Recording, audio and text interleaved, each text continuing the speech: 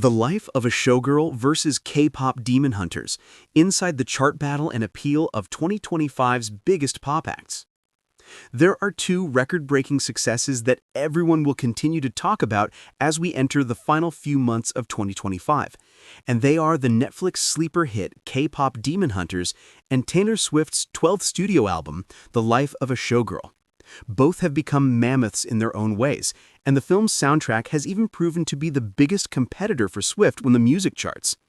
While the singer has put her showgirl veil all over the US Billboard Hot 100, the original soundtrack of Netflix's animated hit has held its ground on the same chart for over 16 consecutive weeks. Here's breaking down The Life of a Showgirl versus K-Pop Demon Hunters showdown, where catchy earworms are emerging as winners. Taylor Swift went all out to promote her new album, and it all began with her announcing it on her now fiancé Travis Kelce's New Heights podcast. Following the singer's announcement about The Life of a Showgirl, Swifties were quick to notice all the Easter eggs she previously dropped in her sold-out Eras tour sets. The carefully curated press tour following the release of the album has also been a mighty contributor to the continued discourse surrounding the album, leading to all 12 tracks earning a spot on the Billboard charts. In the case of K-Pop Demon Hunters, however, the story has been inverse. The film exploded onto the Netflix screens in June this year and, purely based on its word-of-mouth appeal, catapulted into becoming the streaming platform's most viewed movie ever. Besides the animated hit's simplistic storyline and authentic representation of the Korean culture, its biggest hook has been the catchy soundtrack that includes the earworm Golden, which became the song of the summer. With both The Life of a Showgirl and K-Pop Demon Hunters staying put in their positions on the Billboard 200 chart as the top two soundtracks, let us compare the two major music phenomena from 2025 and how their widespread appeal. The Life of a Showgirl versus K-Pop Demon Hunters, 2025's biggest pop albums and their appeal. Like every Taylor Swift album, The Life of a Showgirl is no exception when it comes to exploring introspective themes set to lively pop beats. In keeping with the album title, it touches upon varied aspects of being a celebrity, with Swift discussing the fickle nature of fame and its toll on personal relationships through songs like Elizabeth Taylor. On other tracks, she also previews her own journey of having a public life and being unlucky in love in the past. Elsewhere, she lets her joyous state of mind take over, with references to her fiancé in several romantic tracks. It's a record that speaks to all aspects of being a pop diva that Swift is. The album is a heady combination of everything from the music industry's betrayals towards her to cancel culture, and her sticking to the hustle despite all of that. While lyrically it isn't far from Swift's oeuvre, with Max Martin and Shellback stepping in as producers on the album, the singer returns to her 1989 era with pop-heavy tunes, in contrast to her previous productions alongside Jack Antonoff and Aaron Dessner, which tread the synth-pop and chamber pop paths. The album has also drawn attention for having some uncredited interpolations, except for Father Figure, which credits Michael George. Yet all the dialogue surrounding her songs being inspired by other popular numbers hasn't stopped them from breaking streaming records. While Swift's music shines on a personal level, for the soundtrack of K-Pop Demon Hunters, however, it's the universality of feeling that counts. The soundtrack holds the film together, and its most celebrated songs play a significant part in the story, given that they are performed by the film's fictional bands Hunter X and Seja Boys. Produced by renowned K-pop and pop producers like Teddy, Lindgren, and Stephen Kirk, the songs cleverly borrow from modern and traditional K-pop elements. Additionally, the lyrics echoing themes of identity and sisterhood that are central to the film's narrative have also found a worldwide appeal, especially for promoting inclusivity in today's divided times. Taylor Swift is one of the most celebrated artists of her generation, and with each album, the singer has added to her list of achievements and rivaled some of the greatest musicians of all time with her records. In the case of her latest album, the story is no different, as it went on to break numerous records within the first week of its release. In terms of streaming, it became the most pre-saved album, whereas Swift became the only artist to hold single-day and weekly records across song, album, and artist categories simultaneously. On the Billboard charts, The Life of a Showgirl debuted at #1, making her the solo artist with the most #1 albums on the Billboard 200 charts. Additionally, she also occupied the top 12 spots on the Billboard Hot 100 chart simultaneously, a feat that has been deemed first for any artist.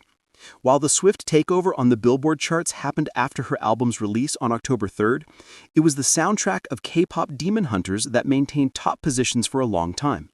The song Golden, which sparked an online frenzy thanks to its impressive high notes and anthemic lyrics, reached #1 on Billboard Hot 100 in September, whereas the soundtrack also hit #1 on the Billboard Top 200 and has impressively dropped only a single spot, holding the #2 spot in October following the release of The Life of a Showgirl that became #1. In its extraordinary run, 8 tracks from Netflix's animated hit held their ground on the US Billboard Hot 100 for 16 consecutive weeks, showcasing the might of K-pop as a genre and its continued rise in the global music scene. Golden versus The Fate of Ophelia showdown. Despite the initial criticism drawn by Swift's new album, its lead single The Fate of Ophelia surged to the #1 spot on Billboard Hot 100 in no time, and has even got the Swifties taking on dance challenges on social media. Yet Swift's rise to the top hasn't been without a challenge, and its biggest competitor has been Golden from K-pop Demon Hunters. Months after the movie's release, the soundtrack's continued relevance even led the makers to specially promote the original singers behind the track, and the fictional group Hunter X, EJ, Audrey Nuna, and Ray Ami. The trio recently appeared on The Tonight Show starring Jimmy Fallon to deliver a live performance of Golden.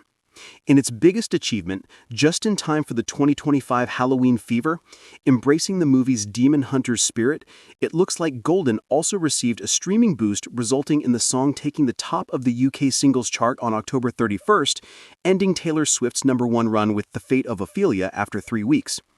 On the Billboard Hot 100 US chart, Golden is currently at #2 after ceding its crown to The Fate of Ophelia, which continues to dominate at the top for nearly 3 weeks. Notably, Swift also holds an edge over the animated musical score, given that she is expected to earn some extra sales from her recent drop, the solo commercial release of its Alone in My Tower acoustic version, which arrived on October 28th, after it was previously only available as part of one of the album's deluxe editions. 2025's biggest scores. As we approach the final months of the year, the massive impact of K-pop Demon Hunters has been evident. Besides the movie itself, the soundtrack of the film has earned the position of highest charting soundtrack of 2025, an achievement it unlocked back in July, as per Variety. Having continued its powerful reign over the past months, songs like Golden and Soda Pop have also sealed their positions on every year-end playlist and become prime contenders to make an appearance on Spotify recaps. Moreover, the winning feat for K-pop Demon Hunters has proven to be its ability to reach out to global audiences beyond the existing K-pop fandom. Even though groups like BTS and Blackpink have become a major phenomenon and amassed a global fandom, the alchemy of cinematic storytelling and an animated musical theater experience presented by K-pop Demon Hunters has helped it assimilate into the overall pop music space. Additionally, its sustainability on the streaming charts, far beyond the film's initial popularity, has proven to be a significant breakthrough. In the year's final months, Taylor Swift is also expected to remain consistent as the top streaming artist and once again emerge as the year's most streamed artist in the year-end playlists of streaming platforms like Spotify, a feat she claimed last year too.